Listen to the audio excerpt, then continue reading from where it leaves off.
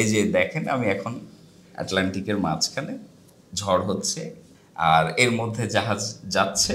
Rank কি আছে এরকম যে সবাই তাদেরকে একটু হচ্ছে খাতির করে চলে বা এরকম টাইপের? চিফ কুক বলা যায়। আমরা তখন ছিলাম ইন্ডিয়ান ওশানে এবং আমরা যেখানে ছিলাম ওখান থেকে আমাদের নেক্সট পোর্ট হচ্ছে আরো 10 দিন। ওনার এইখান থেকে শুরু করে এই পর্যন্ত মানে স্টিচিং প্রয়োজন ছিল। আমি যদি ওভারঅল একটা বিষয় বলি দেন ইটস রিয়েলি রিয়েলি টাফ। এটা আমার চিন্তার বাইরে যে জাহাজে ওয়াইফাই নাই বা জাহাজে স্যাটেলাইট ফোন নাই, আমি বাসায় ফোন করতে পারতেছি না। 8টা 5টা যে লাইফ ওখান থেকে বের হয়ে, হ্যাঁ আপনি ডিফারেন্ট কিছু চান then you are most welcome.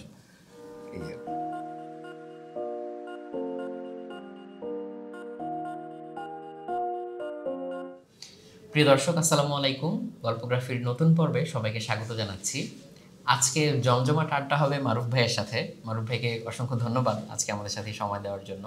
ভাইয়া কেমন আছেন? ভালো আছি আলহামদুলিল্লাহ, আপনি? আমি আলহামদুলিল্লাহ অনেক ভালো আছি। ইনফ্যাক্ট আমরা অনুষ্ঠান শুরু করার আগেই ভাইয়ার সাথে আসলে প্রচুর গল্প হচ্ছিল। ভাইয়া যেহেতু জাহাজের মানুষ, বিভিন্ন জায়গায় ঘুরে ঘুরে অনেক কন্টেন্ট তৈরি করেন, অনেক কিছু দেখেন। সো এইটা নিয়ে আসলে আমাদের সবারই এক ধরনের ইন্টারেস্ট আছে যে জাহাজের জীবনটা আসলে কেমন, তারপরে হচ্ছে ওইখানে কি ধরনের ঘটনা ঘটে, ডেইলি কীরকম অ্যাক্টিভিটির ভিতর দিয়ে যেতে হয়, ওইখানে হচ্ছে ক্রাইসিসগুলো কী কী, স্ট্রাগলগুলো কী কী, এবং ওভারঅল হচ্ছে জাহাজের যে ইন্টারনাল বডি সেখানে স্ট্রাকচারটা কেমন, মানুষগুলো কেমন, একটা ডিপার্টমেন্টের সাথে আরেকটা ডিপার্টমেন্টের ইন্টার রিলেশন কেমন। কারণ যদি এরকম করে বলি যে একটা জাহাজ যখন বন্দর ছেড়ে চলে যায়, সমুদ্রে চলে গেল, ওইখানে তো হচ্ছে শুধু ওই মানুষগুলাই, হঠাৎ করে চাইলেও কেউ জাহাজে আসতে পারবে না, বা জাহাজ থেকে কেউ চাইলে চট করে কোথাও চলে যেতে পারবে না। সো খুব কনফাইন্ড একটা স্পেস। তো এই কনফাইন্ড স্পেসের গল্পগুলো কিন্তু খুবই ইন্টারেস্টিং। সো আমার মনের মধ্যে অনেক প্রশ্ন আছে, দেখা যাক আজকে ভাইয়াকে প্রশ্নগুলো করি, ভাইয়া হচ্ছে আমাদেরকে উত্তরগুলো দিবেন আশা করছি। তো আমার প্রথম প্রশ্ন ভাই এইটাই, যে এই যে জাহাজের যে লাইফটা, এটা হচ্ছে আমাদের নর্মাল লাইফ থেকে হচ্ছে কিভাবে ডিফারেন্ট? আচ্ছা, জাহাজের যে লাইফ সেটা হ্যাঁ আসলে একটু ডিফারেন্ট। এটা আমরা সাধারণভাবে যে লাইফটা লিড করি, সাপোজ আপনি 8টা 5টা অফিস করতেছেন, এখান থেকে একটু আলাদা। এখানে একটু ডাইভার্সিটি আছে, একটু অ্যাডভেঞ্চার আছে। তবে আসলে প্রত্যেকটা লাইফে কিছু পজিটিভ সাইড আছে আর অবভিয়াসলি কিছু নেগেটিভ আছে। তো এখানে আমি জাহাজের লাইফটাকে এজন্যই আলাদা বলবো যে এইখানে মানে আপনি আসলে স্টেবল না একটা জায়গায়, ঠিক আছে? আপনি জাহাজে যাচ্ছেন, প্রত্যেকবার আপনার নতুন নতুন নতুন অফিসার, নতুন ইঞ্জিনিয়ার, আপনি ওনাদের সাথে আপনার ইন্টারাকশন হচ্ছে, আপনার পরিচয় হচ্ছে বিভিন্ন দেশের বিভিন্ন কালচারের মানুষজনের সাথে। সো সেই দিক থেকে আসলে এটা একটু ডিফারেন্ট একটা লাইফ। আর হচ্ছে আরেকটা বিষয় যে অ্যাডভেঞ্চারের কথা, এটা আমি যেটা বললাম যে মানে আমাদের ওই একঘেয়েমি যে ভাবটা, একটা আমি সারা বছর ধরে একটা জব করছি বা বছরের পর বছর একটা জব করছি, থাকে না একটা বিষয়। আসলে এই সমস্ত দিক থেকে আমি যদি চিন্তা করি, হ্যাঁ সমুদ্রের লাইফটা একটু ডিফারেন্ট। এটা একটু আসলে আমাদের আমাদের আমরা যারা ল্যান্ডে থাকি, যেহেতু ল্যান্ড থেকে আমরা অনেকটা দূরে। আর আপনি যেটা বললেন যে কনফাইন্ড স্পেসে অনেক কিছু হয় ইন্টারেস্টিং, আসলে অনেক কিছু হয়। কারণ ঘুরে ফিরে দেখা যাচ্ছে আমরা ওই 20 জন মানুষ একসঙ্গে বা 25 জন মানুষ একসঙ্গে। সো আমাদের অনেক কিছু শেয়ারিংয়ের ব্যাপার, বা এখানে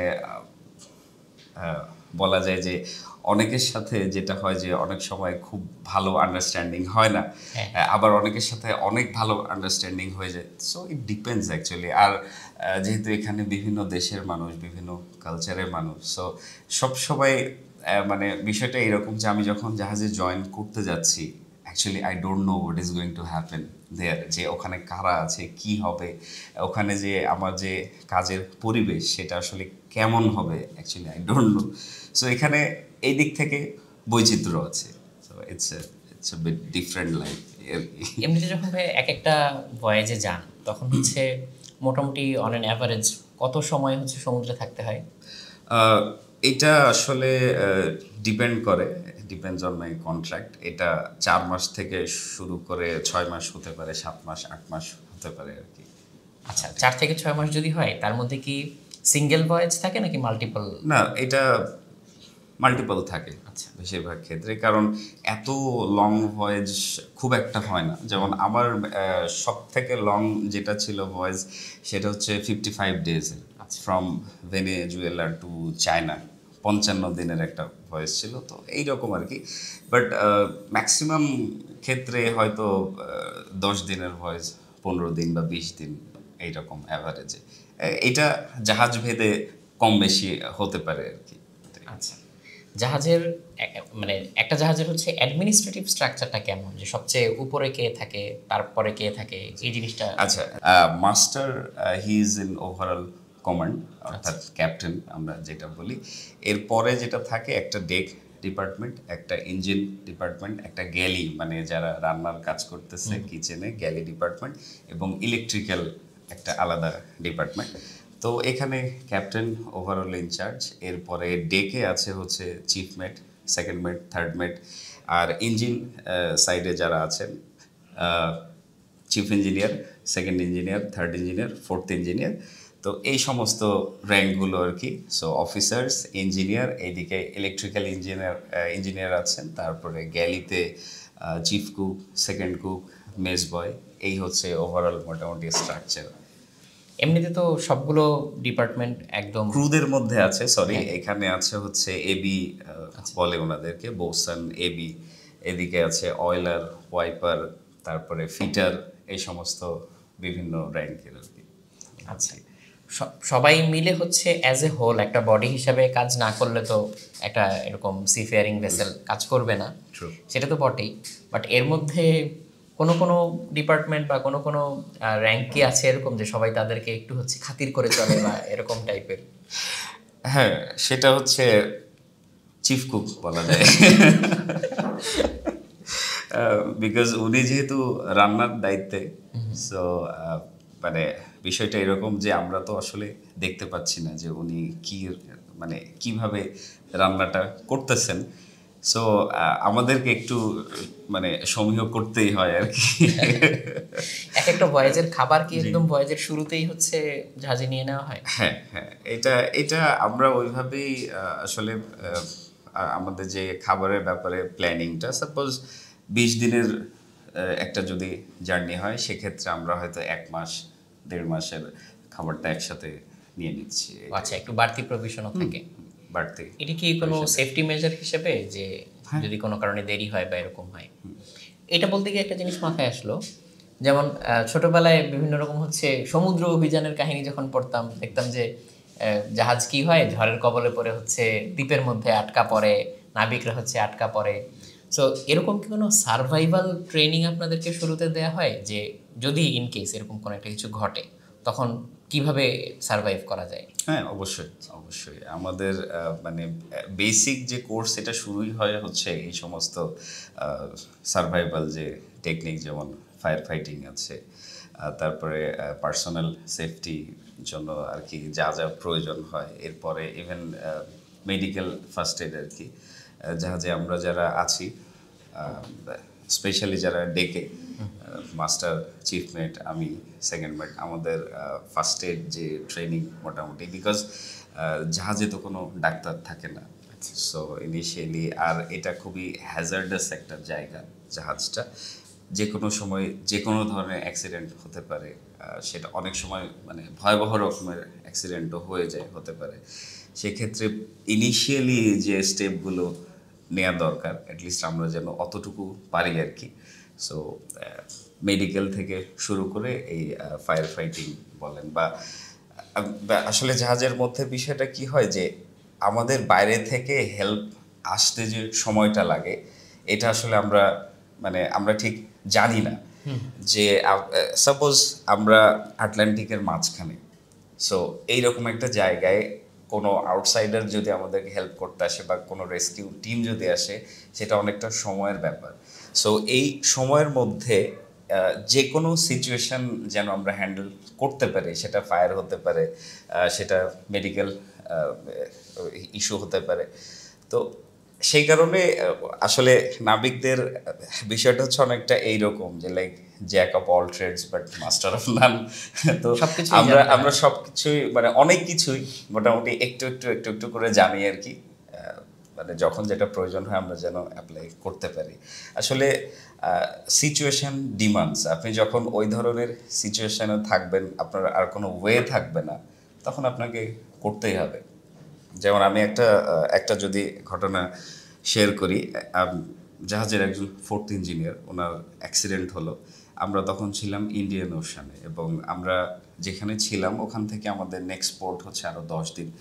তো ওনার অ্যাক্সিডেন্টটা বেশ মানে ভয়াবহ ছিল। ওনার এইখান থেকে শুরু করে এই পর্যন্ত মানে স্টিচিং প্রয়োজন ছিল, প্লাস ওনার নেক ইনজুরি, আরও বেশ কিছু ইনজুরি ছিল।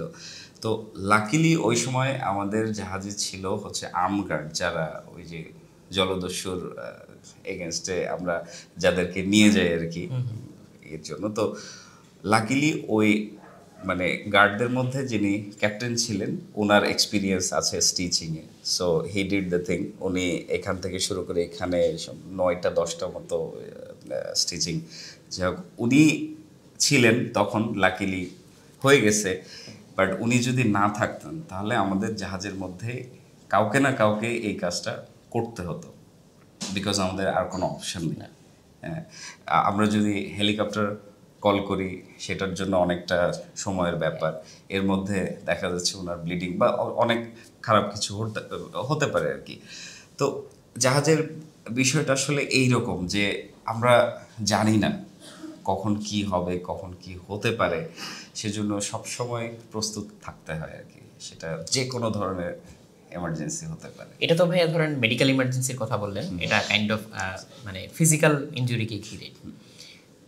যেহেতু কনফাইন্ড স্পেস, অনেকের কি হচ্ছে এখানে মানে মেন্টাল বিভিন্ন ধরনের প্রবলেমও হতে পারে, সেটার জন্য হচ্ছে জাহাজে কন্টিনজেন্সি কি থাকে বা হ্যাঁ, ব্যবস্থা কি? এটা খুবই ইম্পর্ট্যান্ট। এটা খুবই ইম্পর্ট্যান্ট একটা ইস্যু। আমরা আমরা সবসময় খেয়াল করি, নোটিস করি, হ্যাঁ, মানে প্রত্যেকের বিহেভিয়ার আমরা দেখি যে না ঠিকঠাক আছে কি না, তার মেন্টাল স্টেট আসলে মানে ঠিকঠাক যাচ্ছে কি না। আমরা অনেক সময় কথা বলি, প্রশ্ন করি। আহ, আহ, মোট কথা সবাই সবাইকে অবজার্ভ করি আর কি।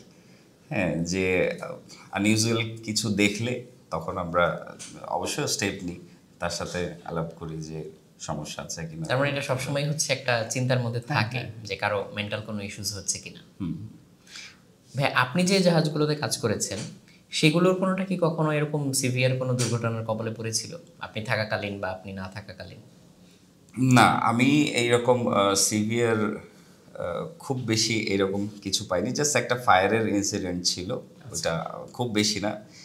বাট না হোক সেটাই আমরা সবসময় চাই, because safety is always the safety first. জাহাজের ক্ষেত্রে সবসময় প্রত্যেকটা জাহাজে তাতে সামনেই অনেক বড় করে লেখা থাকে সেফটি ফার্স্ট। সো আমরা চেষ্টা করি সবসময় সব ধরনের সেফটি মেনটেন করার। এটা আদারওয়াইজ আলটিমেটলি সাফারার কিন্তু আমরাই। হ্যাঁ, ওই আমরা যারা আছি মাত্র 20 জন 25 জন, আলটিমেটলি কোনো কিছু হলে জাস্ট আমরাই। আর একটা বিষয় কি যে জাহাজে যখন কিছু হয়, যদি কোনো অ্যাক্সিডেন্ট হয়, মানে অনেক ঘুরে ব্লেমটা কিন্তু আমাদের উপরে আসে। এবং এটা এটা অবশ্য মানে প্রুভড যে যখন কোনো অ্যাক্সিডেন্ট হয় তার বেশিরভাগ ক্ষেত্রেই সেটা কিন্তু হিউম্যান এররই থাকে। হ্যাঁ, হয়তো খুব অল্প কিছু ক্ষেত্রে সেটা অন্য কোনো ইস্যু হতে পারে, বাট ম্যাক্সিমাম ক্ষেত্রে সেটা হিউম্যান এরর। অনেক ধরনের তো হচ্ছে মানে জাহাজের অ্যাক্টিভিটি থাকতে পারে, যেমন কিছু হয়তো রিসার্চ ভেসেল, তারা হচ্ছে বিভিন্ন জায়গায় গিয়ে হয়তো মেরিন লাইফ রিসার্চ করে, কিছু হয়তো কার্গো হল করে, বা কিছু হয়তো বিভিন্ন রকম এইড দেয় বিভিন্ন জায়গায়। তো এগুলোর মধ্যে মানে কোনগুলো হচ্ছে বেশি রিস্কি মনে হয়? যেমন আমরা খবরে মাঝে মধ্যে হচ্ছে অয়েল ট্যাঙ্কার বিস্ফোরণের খবর দেখি, বা তেল সমুদ্রে ছড়িয়ে যাচ্ছে, পরিবেশ বিপর্যয়। তো এই ব্যাপারে আপনার এক্সপিরিয়েন্স কেমন? আপনি যদি রিস্কের কথা বলেন তাহলে আমি এই যে আপনি যেটা বললেন oil tanker very risky, gas ট্যাঙ্কারগুলো আছে, কেমিক্যাল ট্যাঙ্কার আছে, এগুলো বেশ রিস্কি। মোট কথা যারা লিকুইড মানে আসলে জাহাজ তো সবই রিস্কি, এটা একটা রিস্কি প্রফেশন, বাট এর মধ্যে যদি বলি তাহলে অয়েল ট্যাঙ্কার, গ্যাস ট্যাঙ্কার এগুলো বেশ রিস্কি জাহাজ। এগুলোতে মানে সেফটির ব্যাপারে এখানে এখানে কোনো ছাড় নেই। আসলে অন্যান্য জাহাজের বিষয় আলাদা, but gas career, oil tanker এগুলোতে সবসময় সেফটির জায়গাটা, সেফটি মার্জিনটা একটু বেশি আর কি। ভাই আপনি তো জাহাজে ঘুরে ঘুরে বিভিন্ন রকম কন্টেন্ট বানান, তার মধ্যে একটার কথা আমার বিশেষভাবে মনে পড়ছে। সো ওইখানে হচ্ছে আপনি পাইরেটদেরকে নিয়ে বলেছেন। তো অ্যাকচুয়ালি হচ্ছে যখন আপনারা এরকম বের হন কোনো একটা ভয়েজে, তখন এই রিস্ক অ্যাসেসমেন্টটা করেন কিভাবে, যে আমরা কি পাইরেট দ্বারা বা জলদস্যু যারা আর কি পাইরেট দ্বারা আক্রান্ত হতে পারি কি না, হলে কীরকম মেজার নেওয়া হবে, বা এই বিষয়গুলোতে আপনার এক্সপিরিয়েন্সগুলো যদি একটু শেয়ার করেন। এটা রিস্ক অ্যাসেসমেন্ট আসলে আমাদেরকে ওইভাবে করতে হয় না, এটা অলরেডি আমাদের ম্যাপে মেনশন থাকেই, যে যেমন হাই রিস্ক এরিয়া। যদিও এখন সোমালিয়ার যে ওই যে গালফ অফ এডেনের যে এরিয়াটা, ওইটা হাই রিস্ক এরিয়া হিসেবে রেড মার্ক ছিল, বাট এখন কিন্তু এখনো নাই। এটা হচ্ছে এই বছরের শুরু থেকেই এটা এখন আর হাই রিস্ক এরিয়ার মধ্যে নাই, বিকজ ওই যে অতিরিক্ত সেফটির কারণে, বা প্রত্যেকটা জাহাজই এখন মোটামুটি ওইদিকে যখন যায়, গালফ অফ এডেনে যখন যায়, তখন গার্ডস থাকে আর কি জাহাজে। সো এখন ওই গালফ অফ এডেন, সোমালিয়া এই সমস্ত এরিয়ায় এখন অনেকটাই সেফ, যার কারণে ওই আগের যে ভীতিটা জলদস্যু কি হবে না হবে এই বিষয়ে আসলে খুব একটা নাই এখন। আলহামদুলিল্লাহ উই আর সেফ, এইটুকু বলা যায়। তারপরেও যেমন সিঙ্গাপুর, মালাক্কা স্ট্রেট এইদিকে এখনও রিস্ক আছে, যদিও সিঙ্গাপুর স্ট্রেট এবং মালাক্কা স্ট্রেটে কিন্তু প্রচুর জাহাজ, বাট এর মাঝখানেও আসলে জলদস্যু যেমন সোমালিয়ানরা করে কি, ওরা তো জাহাজগুলো নিয়ে যায় ওদের দেশে, বাট সিঙ্গাপুর স্ট্রেটে পুরো জাহাজ হাইজ্যাক করে ওরা নিয়ে যায়। মানে ওরা কি অস্ত্র, মানে হেভি অস্ত্র নিয়ে আসে? হ্যাঁ, ওরা হচ্ছে ফাস্ট বোট, প্লাস ওদের কাছে অস্ত্র থাকে, বিশাল ল্যাডার থাকে, সেই ল্যাডার তারা জাহাজে আটকাবে। দেন একবার তারা যদি জাহাজে উঠে যায়, দেন প্রবলেম, তারা নিয়ে যাবে। তারপরে জাহাজ নিয়ে যাওয়ার পরে তখন একটা মোটা অঙ্কের মুক্তিপণ দিয়ে তখন জাহাজটা নিয়ে আসতে হয়। এটা এক ধরনের হয়। আবার অনেকেই এইরকম করে যে মানে সামহাও ডাকাতি যেটা হয় আর কি, জাহাজে উঠে ইনস্ট্যান্ট যা আছে সেটা নিয়ে মানে বের হয়ে যাবে, এই ধরনের। তো রিস্ক আছে, সবখানেই থাকে। এটা আসলে মানে বলা খুব মুশকিল যে কখন কি হয় না হয়, বাট আমরা আসলে জানি যে এই সমস্ত এরিয়ায় এগুলো হতে পারে, তো আমরা সেই হিসাবে সতর্ক থাকি আর কি সবসময়। আমার একটা জিনিস মনে পড়ছে, 3Dতে লাইফ অফ পাই মুভি দেখতে গিয়েছিলাম। তো এখানে হচ্ছে একটা জাহাজ থাকে, ওই জাহাজটা হচ্ছে ভয়ঙ্কর একটা ঝড়ের কবলে পড়ে। তো 3Dতে যেহেতু দেখছি, আমার কাছে মনে হচ্ছিল যে মানে পানি এইভাবে আসলো, এরকম একটা সাফোকেটিং অনুভূতি। তখন আমি মনে করেছিলাম যে জীবনে আর যাই করি কখনো জাহাজে উঠবো না, কারণ মানে ভীতিকর একটা পরিস্থিতি আর কি। তো এরকম ঝড়ের কি কোনো অভিজ্ঞতা আছে ভাই আপনার? আছে, ঝড়ের অভিজ্ঞতা আছে। ইনফ্যাক্ট আমার যে ভিডিও মানে যে বানানোটা, এটা আসলে একটা ঝড় থেকেই শুরু। আমি তো আসলে এই ফেসবুকে ভিডিও বানানোর কোনো প্ল্যান এরকম আমার কখনোই ছিল না, বাট আমাদের একটা বিষয় হচ্ছে যে সমুদ্রের যে লাইফটা, এটা তো আসলে সাধারণ মানুষ দেখতে পায় না ওইভাবে। তো স্বাভাবিকভাবে অনেক প্রশ্ন মানুষের মনে, যেমন আপনারও আছে প্রশ্ন, আপনি প্রশ্ন করতেছেন। সো আমরা যখন দেশে আসি তখন এই রকম বিভিন্ন ধরনের প্রশ্ন করে মানুষজন, যে কি হয় না হয়। সে তো তার মধ্যে একটা খুব কমন প্রশ্ন হচ্ছে যে সমুদ্রে যখন ঝড় হয় তখন আসলে কি করেন আপনারা। তো এই একদিন সাউথ আটলান্টিকের মাঝামাঝি মোটামুটি আমরা তখন বেশ একটা ভালো রকমের ঝড় আসলো। তো সেদিন আমার মাথায় আসলো, আচ্ছা এখন ঝড় হচ্ছে, আমি একটা ভিডিও করি। জাস্ট আমি সেদিন একটা ভিডিও করছিলাম যে এই যে দেখেন, আমি এখন আটলান্টিকের মাঝখানে, ঝড় হচ্ছে, এইরকম হচ্ছে উইন্ড স্পিড, এখানে এই হচ্ছে ওয়েদার, আর এর মধ্যে জাহাজ যাচ্ছে, এই যে জাহাজ মানে ঝড়ও হচ্ছে, জাহাজ আমরা এর মধ্যে দিয়েই যাচ্ছি। সো অ্যাকচুয়ালি ওইরকম কিছু হয় না। হ্যাঁ, আমরা এখন ঝড়ের মধ্যে আছি, সো এখানে তো আমাদের আর ওইরকম কিছু, হ্যাঁ আমাদের কিছু লাইক টেকনিক্স আছে। ঝড়ের মধ্যে পড়লে জাহাজ কেমনে কি করা হয় সেটা সেটা ডিফারেন্ট, আমি ওইদিকে না যাই। তো আমার যেটা বলার উদ্দেশ্য যে এই ঝড়ের মধ্যে পড়েই আমি আসলে প্রথম ভিডিওটা বানাই এবং আমার যে পার্সোনাল আইডিয়া আমি সেখানে পোস্ট করি। তারপর হঠাৎ দেখি যে অনেক মানুষ সেখানে দেখছেন আর কি ভিডিওটা। তো এই হচ্ছে এই ঝড়ের এক্সপিরিয়েন্স দেখানোর পরেই সাডেনলি হিউজ রেসপন্স। তখন আস্তে আস্তে প্ল্যান আসে মাথায়, আচ্ছা okay I can do this, যে হয়তো মানুষের আগ্রহ আছে অনেক। আমি সেজন্য তারপর থেকে যেটা স্টার্ট করি যে সাধারণ মানুষের যেটা প্রশ্ন, একেবারে সাধারণ মানুষের, আমি জাস্ট আমার ভিডিওর মধ্যে আমি একটা একটা দুইটা করে মানে সেই প্রশ্নগুলো যে উত্তর সেটা দেওয়ার চেষ্টা করি। এভাবে তখন আস্তে আস্তে আস্তে আস্তে আর কি আমার ফেসবুকের পেজটা গ্রো করে। এই হচ্ছে এক্সপিরিয়েন্স। তবে হ্যাঁ, খুব বড় যে ঝড়গুলো যখন ওয়ার্নিং থাকে আমাদের, আমরা আসলে ঝড়ের মধ্যে ওভাবে যাই না, যেহেতু সমুদ্র অনেক বড় একটা জায়গা। So we have other options. আমরা অনেক সময় স্পিড বাড়াই দেই, বা অনেক সময় আমাদের যে রুট সেটা চেঞ্জ করি। হ্যাঁ, তারপরে আরও আরও যদি বলি যে রিডিউস হয় অনেক সময় স্পিড, যে আমরা আমরা আসলে ওটা হিসাব করি যে আচ্ছা আমরা আজকে এখানে আছি, সাইক্লোনটা বা যেটা হচ্ছে টাইফুন সেটা এখানে, ঠিক আছে, একদিন পরে সেটা যাবে এইরকম একটা অবস্থানে। সো আমরা এদিক দিয়ে পাস করে যাই, এই ধরনের কিছু হিসাব নিকাশ আছে আর কি। তো এইভাবে এখন এখন আসলে খুব বেশি ভীতিকর না বিষয়গুলো, বিকজ আমাদের কাছে আমরা জানি, আমরা দেখতে পাচ্ছি। বাট সাডেনলি আসলে সমুদ্রে তো ওইভাবে সবসময় মানে যেটা হয় যে হঠাৎ অনেক সময় ঝড় হয়, হতে পারে। তো এইরকম হঠাৎ যদি আসলে পড়ি, মানে আমি আমি যেটা বলতে যাচ্ছি যে সাডেনলি যদি আমরা কোনো ঝড়ের মধ্যে পড়ি, আসলে এইটা জাহাজের যে সাইজ সেটার ওপরে অনেক সময় এই বিষয়টা থাকে যে, যেমন আমি যেই জাহাজে আছি সেটা হচ্ছে অনেক বড় জাহাজ, ভিএলসিসি। সো হালকা একটু ঝড়ে আলহামদুলিল্লাহ এই জাহাজের ওই রকম কিছু হয় না। বাট যদি একটা ছোট জাহাজ হয় লাইক 100 মিটার, 80 মিটার, 150 মিটার, এই জাহাজগুলোতে যেটা হবে যে রোলিং পিচিং হয় প্রচুর।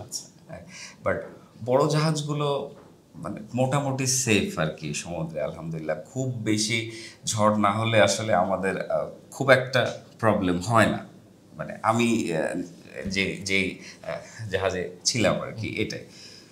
আর এমনি ছোটোখাটো টুকটাক এটা সেটা আসলে ওয়েদার রাফ, এটা হতেই পারে, এটার সাথে আমরা অভ্যস্ত, অলরেডি আমরা অভ্যস্ত। সো আমরা খুব একটা ভয় পাই না। বাট বড় ধরনের টাইফুন বা সাইক্লোন যখন ওয়ার্নিং থাকে, আমরা তখন সেটা অ্যাভয়েড করি। Is the thing.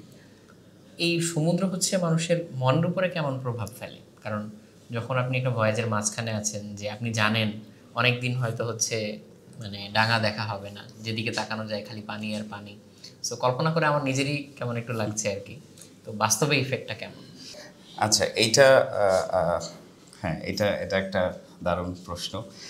আচ্ছা, একটা জাহাজ একটানা সমুদ্রে কতদিন আছে, এইটা আবার আরেকটা বিষয়ের উপরে ডিপেন্ড করে, সেটা হচ্ছে জাহাজের যে টাইপ। হ্যাঁ, যেমন আমি যে জাহাজে ছিলাম, অয়েল ট্যাঙ্কার জাহাজ, এগুলো সচরাচর বন্দরে যায় না, খুব কম। আমরা সবসময় আউটারে থাকতাম। তো আমাদের জন্য সমুদ্রে থাকার যে সময়টা সেটা একটু লম্বা।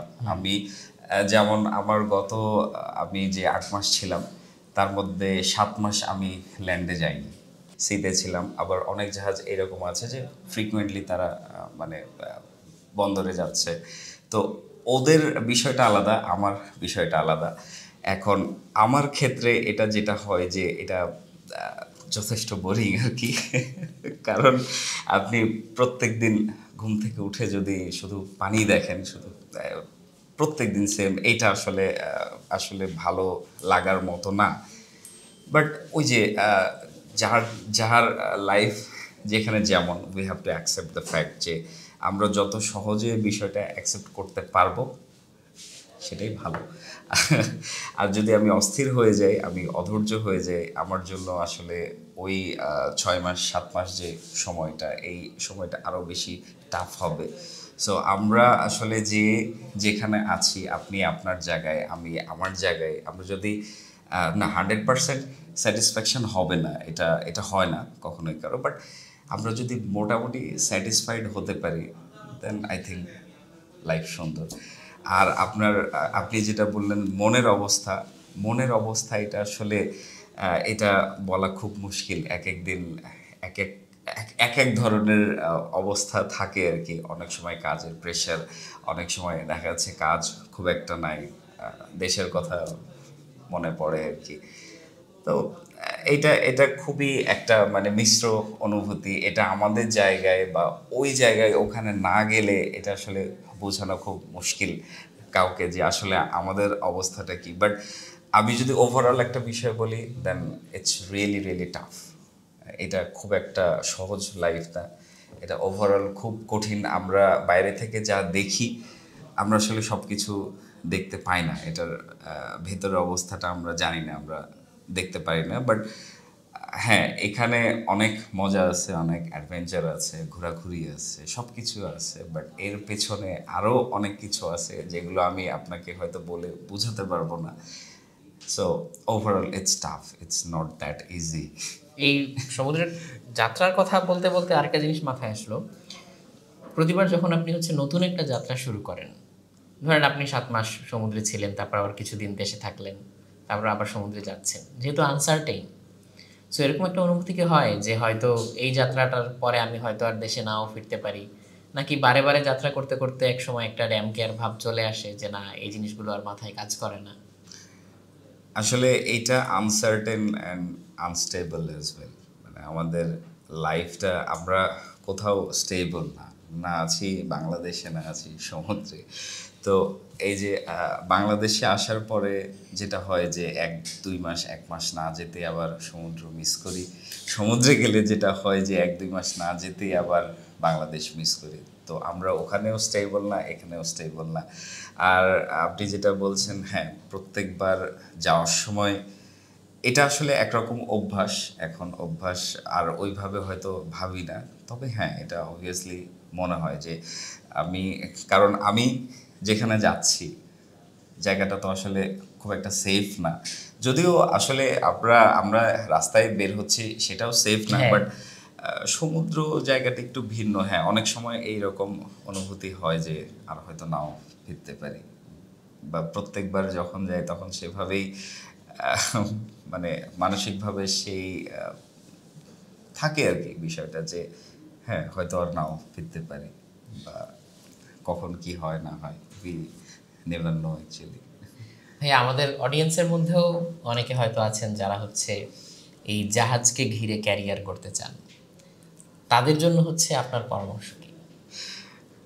এখানে আমি অনেক কিছু বলতে চাই, কিন্তু আসলে মানে আমার জায়গা থেকে বলাটা একটু সমস্যা। যাই হোক, তারপর আহ, আমি যেটা বলবো যে যারা এইদিকে আসতে চান, you have to think in a different way.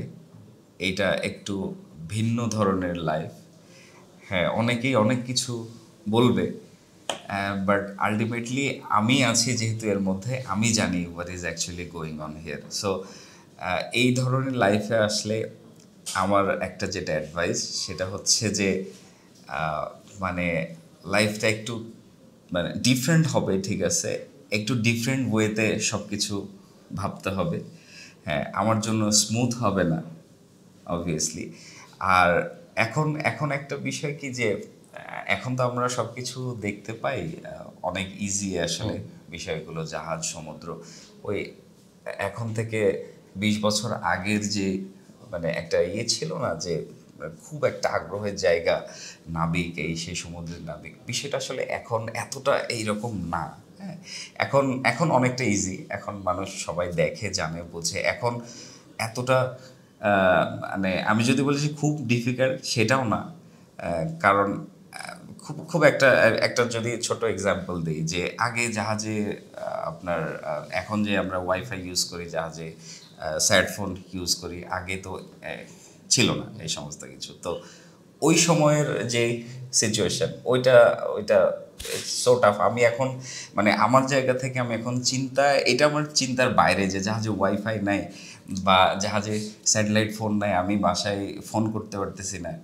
That's impossible. আমার জায়গায় ওরা হচ্ছে যে ওই অবস্থায় আমার পক্ষে এই জাহাজে থাকা সম্ভব ছিল না, বাট তখনও মানুষ ছিল, এখনও আছে। এখন আমাদের জন্য ঠিক আছে, ইজি, এতটা ডিফিকাল্ট না। বাট তারপরে এই লাইফটা, হ্যাঁ, এটা হয়তো অনেকের কাছে ভালো লাগতে পারে, অনেকের কাছে খারাপ লাগতে পারে, বাট আমার কাছে যেটা মনে হয়, আমার যেটা অপিনিয়ন, সেটা হচ্ছে যে মাঝামাঝি আর কি, খুব ভালো না খুব খারাপও না। তবে মানে কেউ যদি এমন হয় যে মানে ওই যে 8টা 5টা যে লাইফ, ওখান থেকে বের হয়ে হ্যাঁ আপনি ডিফারেন্ট কিছু চান, then you are most welcome, এই আর কি। ভাইয়া, আমরা আমাদের আজকের অনুষ্ঠানের প্রায় শেষ দিকে চলে এসেছি। দর্শকদের সাথে আপনার ছোট্ট একটা এক্সপিরিয়েন্স শেয়ার দিয়ে আমরা শেষ করতে চাই। সেটা হচ্ছে, সমুদ্র আপনাকে কি শিখিয়েছে? সমুদ্র আমাকে যেটা শিখিয়েছে সেটা হচ্ছে যে সমুদ্রের মধ্যে আমরা যখন যাই একটা জাহাজ নিয়ে, এই যে সমুদ্রের মানে এই যে বিশালতা, এখানে যে আমার যেটা ফিল হয় যে আমরা আসলে খুবই ক্ষুদ্র, এবং আমরা যে আসলে বেঁচে আছি, এটাই আমাদের জন্য আসলে মানে বিরাট একটা অ্যাচিভমেন্ট বলবো, বা এটাই আমাদের জন্য অনেক কিছু। এই যে আপনি আছেন, আমি আছি, আমরা বসে কথা বলতেছি, আসলে আমাদের লাইফে হ্যাঁ অনেকের অনেক কিছু নাই, অনেকের অনেক কিছু আছে, হোয়াট এভার। আমরা যেই আমি আমার জায়গায়, আপনি আপনার জায়গায়, আমরা সবাই যার যার জায়গায়, কিন্তু আসলে আমরা যে মানে এই আপনি সমুদ্র বলেন বা অন্য যা কিছুই বলেন না কেন, মানে আমার সমুদ্রে যে এটা ফিল হয় যে আই এম স্টিল অ্যালাইভ, আলহামদুলিল্লাহ। আর বাকি যা কিছু আছে সব কিছু সেকেন্ডারি। আমি যে এখনো আছি, এই সমুদ্রের মাঝখানে আছি, বেঁচে আছি, আলহামদুলিল্লাহ। জীবনে খুব বেশি কিছুর আসলে প্রয়োজন নাই। আমাদের মানে আমাদের আমরা যার যার জায়গায় যদি আমরা একটু হ্যাপি থাকতে পারি, আমরা যদি এতটুকু অ্যাকসেপ্ট করতে পারি যে না আলহামদুলিল্লাহ বেঁচে আছি, ভালো আছি, দ্যাটস অল। মানে সমুদ্র আমাকে এটাই শিখিয়েছে যে খুব বেশি প্রয়োজন নাই জীবনে, কারণ আমরা আসলে খুবই ক্ষুদ্র। অনেক মানে অনেক প্রোফাউন্ড একটা অনুভূতি আর কি। তো প্রিয় দর্শক, আসলে এরপর আর কিছু বলার থাকে না, আমরা অনুষ্ঠানটা এখনই শেষ করতে যাচ্ছি। তো মারুফ ভাইকে অসংখ্য ধন্যবাদ আমাদের সাথে এই সময়টুকু দেওয়ার জন্য, ভাইয়া বিভিন্ন রকম ব্যস্ততার মধ্যেও। এবং ভাইয়া, আশা করি সামনে আপনার সাথে আমরা আরও কিছু কাজ করতে পারবো, আরও কিছু কোলাবোরেশন করতে পারবো, আরও গল্প করতে পারবো। একদিনে তো আসলে হচ্ছে সব গল্প করে শেষ করা যায় না, আমার মনে হয় আসলে আরও অনেক ধরনের প্রশ্ন ছিল। তো ইনশাল্লাহ আশা করছি ভাইয়ের সাথে আবারও দেখা হবে। অবশ্যই, এবং আপনাকে অসংখ্য ধন্যবাদ। যারা দেখছেন সবাইকে অনেক অনেক ধন্যবাদ, এবং রকমারি এবং গল্পগ্রাফি আপনাদের সবাইকে অনেক অনেক ধন্যবাদ। Thank you. প্রিয় দর্শক, আজকে আপনাদের থেকে বিদায় নিয়ে নিচ্ছি। ইনশাল্লাহ আগামী পর্বে আবার দেখা হবে। আসসালামু আলাইকুম।